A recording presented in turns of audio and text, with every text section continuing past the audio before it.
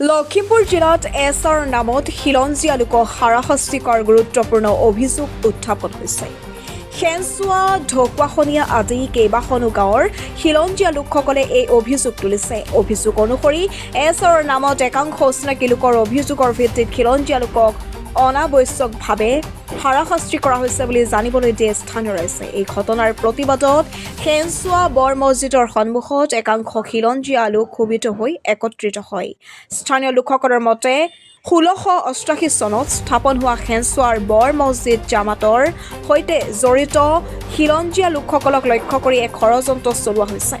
এছাম অচিনাকি লোকৰ ভুল আৰু ভিত্তিহীন অভিযোগৰ ফলত এই পৰিস্থিতিৰ সৃষ্টি হৈছে বুলি অভিযোগ কৰে ৰাইজে।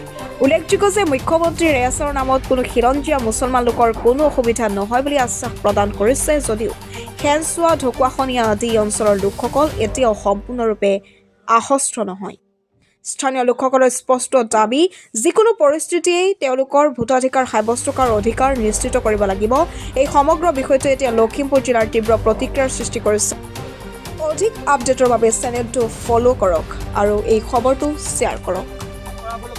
মুখ্যমন্ত্ৰীক আমি অনুৰোধ জনাম এই বিষয়ত যেন তেওঁ অলপ সচেতন হয়। আৰু এটা কথা, এই বিষয়লৈ আমি সদৌ অসম গৰিয়ামৰীয়া নেতৃত্ব জাতীয় পৰিষদে যোৱা 20 তাৰিখে ডিষ্ট্ৰিক্ট পিটিশ্যন দিছোঁ আৰু প্ৰেছ মিটিং দিছোঁ। তেখেতলোকে আমাক আশ্বাসন দিছে যে আমাৰ এই মানুহখিনিৰ নাম কটা নাযায়। তথাপি আপোনালোকক অনুৰোধ জনাম যে আপোনালোক অকণমান সচেতন হৈ থাকিব। যদি ইয়াৰ কোনোবা এজনো ব্যক্তিৰ কিবা হয়, ৰাইজ সকলো ওলাই আহিব আৰু আমি একত্ৰিতভাৱে এই সংগ্ৰামটো আমি চলাই নিম আৰু আমাৰ ভোটাৰ লিষ্টত নাম থাকিব লাগিব বুলি আমি সুযোগ দাবী কৰিছোঁ।